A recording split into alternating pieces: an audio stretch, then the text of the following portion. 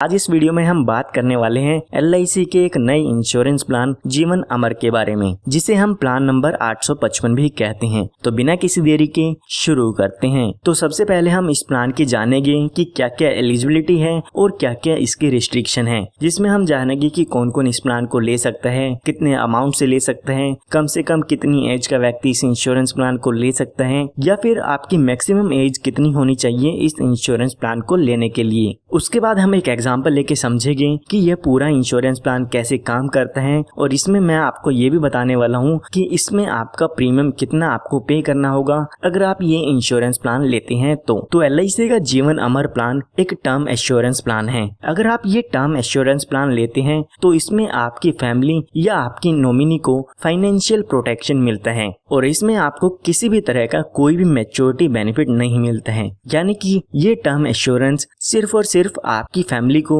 Financial protection देने के लिए बनाया गया है। आइए इसको एक एग्जांपल लेके समझते हैं। मान लेते हैं कोई व्यक्ति है, वो 50 लाख रुपए के सम इंश्योर्ड का ये टर्म इंश्योरेंस प्लान ले लेता है, और मान लेते हैं वो 20 साल के लिए ये टर्म इंश्योरेंस प्लान लेना चाहता है। तो अगर इस पॉलिसी होल्डर की इन 20 साल के दौरान डेथ हो जाती है तो इसकी फैमिली को 50 लाख रुपए का अमाउंट मिल जाएगा, यानी कि फाइनेंशियल प्रोटेक्शन उसकी फैमिली को मिल जाएगा। लेकिन इन 20 साल के दौरान अगर पॉलिसी होल्डर की डेथ नहीं होती है तो यहाँ पे इसकी फैमिली को किसी भी तरह का फाइनेंशियल प्रोटेक्शन नहीं मिलेगा, यानी कि पॉलिसी होल्डर की डेथ होने पर ही यहाँ पे फैमिली को या नॉमिनी को फाइनेंशियल प्रोटेक्शन दिया जाएगा। हमारे केस में मान लेते हैं अगर इस पॉलिसी होल्डर की 20 साल के दौरान डेथ नहीं होती है तो 20 साल पूरे होने पर यहाँ पे इस पॉलिसी की मैच्योरिटी हो जाती है, और यहाँ पर मैच्योरिटी पर किसी भी तरह का कोई भी बेनिफिट नहीं दिया जाएगा। यानी कि आपने जो पैसा प्रीमियम पे किया है वो आपको रिफंड नहीं मिलेगा, या किसी भी तरह का कोई भी अमाउंट यहाँ पे नहीं मिलेगा। यहाँ पे सिर्फ और सिर्फ फाइनेंशियल प्रोटेक्शन प्रोवाइड किया जाएगा, किसी भी तरह का यहाँ पे मैच्योरिटी बेनिफिट अवेलेबल नहीं है। तो अगर मैं आपको सिंपल शब्दों में बताऊं तो अगर पॉलिसी टर्म के दौरान पॉलिसी होल्डर की डेथ हो जाती है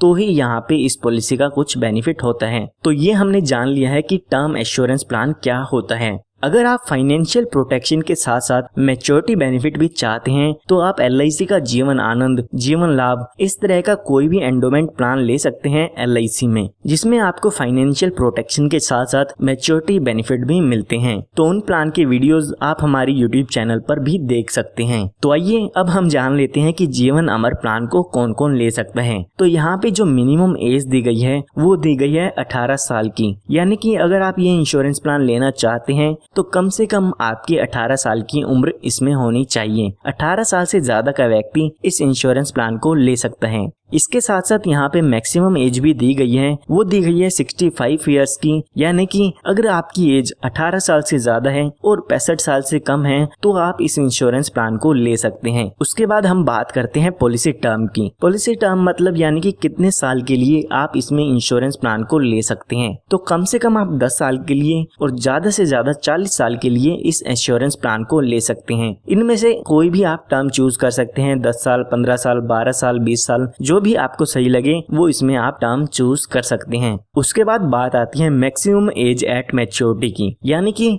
आपकी एज और टर्म हम दोनों को ऐड कर दें तो वो 80 साल से ज्यादा की नहीं होनी चाहिए। फॉर एग्जाम्पल अगर कोई 50 साल का व्यक्ति है और वो 40 साल के लिए बीमा लेना चाहता है तो वो इसे नहीं ले पाएगा, क्योंकि अगर हम उसकी एज और टर्म को ऐड करेंगे तो वो हो जाएगा 90 इयर्स। लेकिन यहाँ पे कहा गया है कि आपकी एज और टर्म मिला के 80 साल से ज्यादा की नहीं होनी चाहिए। तो अगर 50 साल के व्यक्ति को ये इंश्योरेंस प्लान लेना होगा तो मैक्सिमम से मैक्सिमम वो 30 साल के लिए इस बीमे को ले सकता है। उसके बाद बात आती है मिनिमम सम एश्योर्ड की, मतलब कि कम से कम कितने रुपए की बीमित राशि इसमें होने वाली है। तो यहाँ पे 25 लाख रुपए का बीमा कम से कम आप इस इंश्योरेंस प्लान में ले सकते हैं। उसके बाद अगर हम मैक्सिमम सम एश्योर्ड की बात करें तो मैक्सिमम सम एश्योर्ड की यहाँ पे कोई भी लिमिट नहीं दी गई है, वो आपकी इनकम पे डिपेंड करता है कि LIC आपके इनकम प्रूफ के अकॉर्डिंग कितना इंश्योरेंस यहाँ पे आपको प्रोवाइड करती है। तो आइए अब एक एग्जांपल लेके समझते हैं कि ये पूरा इंश्योरेंस प्लान कैसे काम करता है। मैं इसमें आपको प्रीमियम भी बताऊंगा कि इस पॉलिसी का कितना प्रीमियम होगा,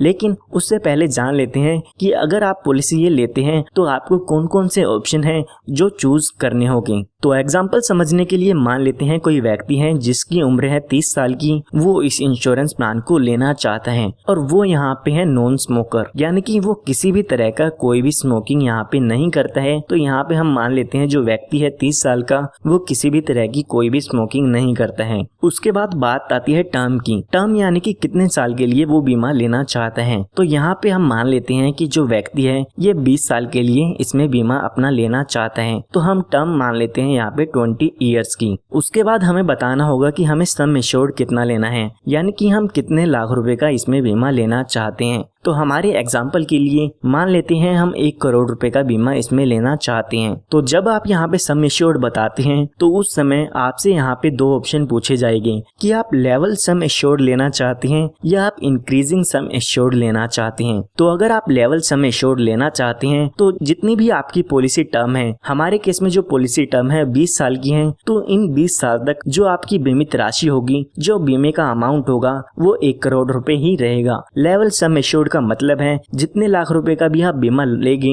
वो जितने साल की भी आपकी पॉलिसी टर्म है उस पॉलिसी टर्म के दौरान फिक्स हो जाएगा। ना ही आपका सम एश्योर्ड इंक्रीज होगा, ना ही आपका सम एश्योर्ड डिक्रीज होगा, वो सिर्फ और सिर्फ फिक्स हो जाएगा, एक लेवल पर बना रहेगा। और यहाँ पे आपको जो दूसरा ऑप्शन दिया गया है वो दिया गया है इंक्रीजिंग सम एश्योर्ड का। इंक्रीजिंग सम एश्योर्ड जैसे कि नाम से ही पता चल रहा है कि इसमें जो आपका सम एश्योर्ड का अमाउंट है वो इंक्रीज होता रहेगा। तो जैसे कि हमारा 1 करोड़ रुपए का इंश्योरेंस हमने चूज किया है इसमें, तो इसमें आने वाले समय में हमारा जो सम एश्योर्ड है वो इंक्रीज होता रहेगा। तो यहाँ पर इंक्रीजिंग सम एश्योर्ड में जो भी आपकी पॉलिसी का 6th ईयर होगा तब से आपकी पॉलिसी का 10% सम एश्योर्ड इंक्रीज होना शुरू हो जाएगा और ये 10% तब तक इंक्रीज होगा जब तक आपकी पॉलिसी के 15 साल कंप्लीट नहीं होते हैं। तो यहाँ पर 6th ईयर से लेके 15th ईयर तक आपकी पॉलिसी का सम एश्योर्ड इंक्रीज होगा। अगर हम 1 करोड़ का 10% देखें तो 10 लाख रुपए का यहाँ पे सम एश्योर्ड इंक्रीज हर साल होता रहेगा। उसके बाद जो भी अमाउंट आपका 15th ईयर पर होगा उसी अमाउंट पर आपका सम एश्योर्ड फिक्स हो जाएगा और जब तक उसके बाद आगे की आपकी पॉलिसी चलेगी उतना ही फिक्स अमाउंट का आपका सम एश्योर्ड रहेगा। अगर आप इसकी डिटेल देखना चाहते हैं तो आप स्क्रीन पर पूरी लिस्ट देख सकते हैं कि किस तरह से आपका जो है sum assured increasing sum assured के केस में इंक्रीज होगा। अगर आप इंक्रीजिंग सम एश्योर्ड वाला ऑप्शन चूज करते हैं तो इसका आपका प्रीमियम ज़्यादा आता है as compare to level sum assured, क्योंकि लेवल सम एश्योर्ड में अगर आप 1 करोड़ का बीमा लेंगे तो 1 करोड़ का ही रहेगा 20 साल के दौरान, लेकिन अगर आप इंक्रीजिंग सम एश्योर्ड लेंगे तो इसमें आपका सम एश्योर्ड इंक्रीज होता रहेगा।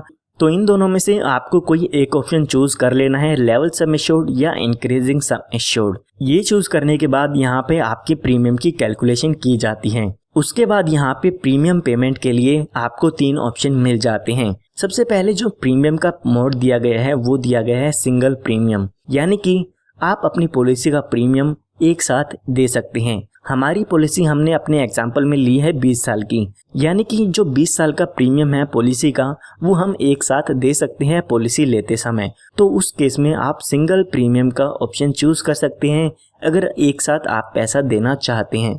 उसके बाद आपको कोई भी पैसा नहीं देना होगा, आपका जो बीमा है वो 20 साल तक चलता रहेगा। उसके बाद यहाँ पे आपको दूसरा जो ऑप्शन मिलता है वो है रेगुलर प्रीमियम का।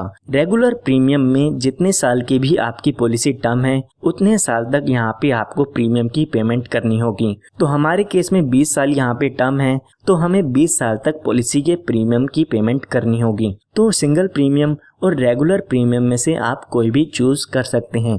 उसके बाद यहाँ पे आपको प्रीमियम पेमेंट के लिए एक ऑप्शन और दिया गया है जो कि है लिमिटेड प्रीमियम पेमेंट। इसमें आपको एक लिमिटेड टाइम पीरियड के लिए प्रीमियम की पेमेंट करनी होगी। तो यहाँ पे 2 ऑप्शन दिए गए हैं लिमिटेड प्रीमियम पेमेंट में। एक दिया गया है कि आप पॉलिसी टर्म में से 5 साल कम तक अपने प्रीमियम पेमेंट चूज कर सकते हैं, और जो दूसरा ऑप्शन दिया गया है कि आप अपनी टर्म में से 10 साल कम वाला प्रीमियम पेबल टर्म चूज कर सकते हैं। तो अगर आप थर्ड ऑप्शन चूज करते हैं लिमिटेड प्रीमियम पेमेंट वाला, तो उसमें आप 15 साल वाला प्रीमियम पेमेंट टर्म भी चूज कर सकते हैं और 10 साल वाला भी प्रीमियम पेबल टर्म चूज कर सकते हैं। तो इन ऑप्शन में से आप प्रीमियम का जो भी आपको कंफर्टेबल लगता है वो प्रीमियम का मोड आप चूज कर सकते हैं। तो मैंने यहाँ पे आपको 3 मोड बता दिए हैं प्रीमियम पेमेंट के। तो आइए अब हम देखते हैं कि इन तीनों मोड में हम प्रीमियम की कैलकुलेशन करते हैं तो कितना प्रीमियम हमें यहाँ पे करना होगा। तो अब आप देख सकते हैं स्क्रीन पे लेवल सम एश्योर्ड के केस में और इंक्रीजिंग सम एश्योर्ड के केस में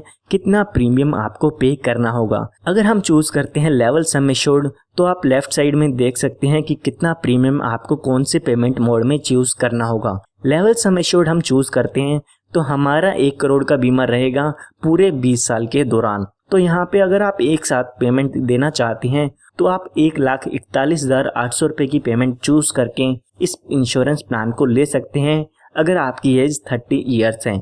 तो इसी तरह से यहाँ पे आप प्रीमियम का अमाउंट देख सकते हैं कि सिंगल प्रीमियम में कितना होगा, रेगुलर में कितना होगा और लिमिटेड प्रीमियम पेमेंट आप चूज करते हैं तो उसमें कितना प्रीमियम का अमाउंट होने वाला है। तो इसी तरह से आप अगर इंक्रीजिंग सम एश्योर्ड वाला ऑप्शन चूज करना चाहते हैं तो उसका प्रीमियम भी आप स्क्रीन पे देख सकते हैं। यहाँ पे सभी प्रीमियम मोड में और इंक्रीजिंग सम एश्योर्ड और लेवल सम एश्योर्ड का प्रीमियम आप देख सकते हैं। हालांकि ये आपकी उम्र पे डिपेंड करता है कि आपकी उम्र कितनी है। आपकी एज के अकॉर्डिंग यहाँ पे इंश्योरेंस का प्रीमियम कैलकुलेट किया जाता है। इसके लिए मैंने एक वीडियो भी बनाई हुई है जिसमें मैंने आपको बताया है कि आप जीवन अमर प्लान में प्रीमियम कैसे कैलकुलेट कर सकते हैं। उसके वीडियो का लिंक आपको वीडियो के डिस्क्रिप्शन बॉक्स में मिल जाएगा। वहां से वो वीडियो देख के आप अपने प्रीमियम का कैलकुलेशन खुद से कर सकते हैं अपने मोबाइल में। तो ये हमने प्रीमियम की कैलकुलेशन देख ली है। आइए अब देखते हैं कि ये पूरा इंश्योरेंस प्लान कैसे काम करेगा। तो अभी जो इस व्यक्ति की एज है 30 इयर्स की और इस व्यक्ति ने 20 साल के लिए ये इंश्योरेंस प्लान लिया है। तो अगर इन 20 साल के दौरान इस पॉलिसी होल्डर की डेथ नहीं होती है तो यहाँ पर 20 साल पूरे होने के बाद इस पॉलिसी की मैच्योरिटी हो जाएगी और यहाँ पे ये पॉलिसी खत्म हो जाती है। इस केस में यहाँ पे इस पॉलिसी होल्डर को कोई भी बेनिफिट नहीं होगा और मैच्योरिटी पर कोई भी अमाउंट नहीं मिलेगा। लेकिन अगर हम मान लेते हैं इस पॉलिसी होल्डर की डेथ हो जाती है, इस केस में इन 20 साल के दौरान इस पॉलिसी होल्डर की कभी भी डेथ हो जाती है, क्योंकि हमने लेवल सम एश्योर्ड चूज किया है जिसमें हमारा सम एश्योर्ड एक फिक्स अमाउंट पे रहता है। तो 20 साल के दौरान कभी भी इसकी डेथ होती है तो यहाँ पे इसकी फैमिली को 1 करोड़ रुपए का अमाउंट मिल जाएगा अगर इस पॉलिसी होल्डर की डेथ हो जाती है। तो उसके बाद यहाँ पे जो 1 करोड़ रुपए का अमाउंट है इस पॉलिसी के नॉमिनी या फैमिली को दे दिया जाता है। उसके बाद वो पॉलिसी वहीं पे खत्म हो जाती है जब भी पॉलिसी होल्डर की डेथ हो जाती है। उसके बाद जो भी पॉलिसी होल्डर की फैमिली है उसको आगे का प्रीमियम पे नहीं करना होगा।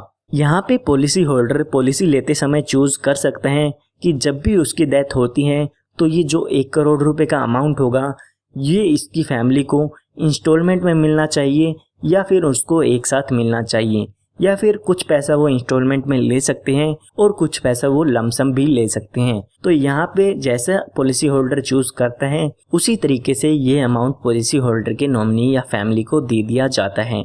तो ये हमने समझ लिया है कि जीवन अमर प्लान कैसे काम करता है। तो आइए अब इस इंश्योरेंस प्लान के एक्स्ट्रा बेनिफिट भी जान लेते हैं कि किस किस तरह के एक्स्ट्रा बेनिफिट इसमें आपको मिल जाते हैं। तो इसमें आपको एक्सीडेंटल बेनिफिट राइडर मिलता है। अगर आप इसमें एक्सीडेंटल बेनिफिट राइडर लेना चाहें तो वो आप अपने पॉलिसी में अलग से ऐड करा सकते हैं।